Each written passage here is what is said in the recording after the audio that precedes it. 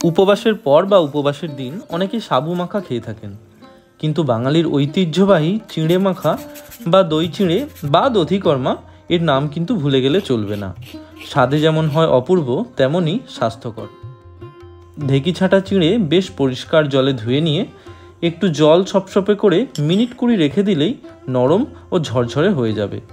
এর সঙ্গে 1 মালা নারকেল কোড়া, মিষ্টির জন্য স্বাদ মতো গুড়, 3 চামচ টক দই, 2টি কাঁঠালি কলা, 1 চামচ ঘি, কিছু কাজু কিশমিশ, সামান্য কিছু ফল, আমি এখানে আঙুর ও বেদানা নিয়েছি, বেশ ভালো করে মিশিয়ে ফলার বাটিতে চিঁড়ে মাখাটা দিয়ে ওপর থেকে 1 চামচ টক দই ও কিছু ডালিম বা বেদানা দিয়ে পাশে একটা তুলসী পাতা রেখে দিলেই রেডি দধিকর্মার চিঁড়ে।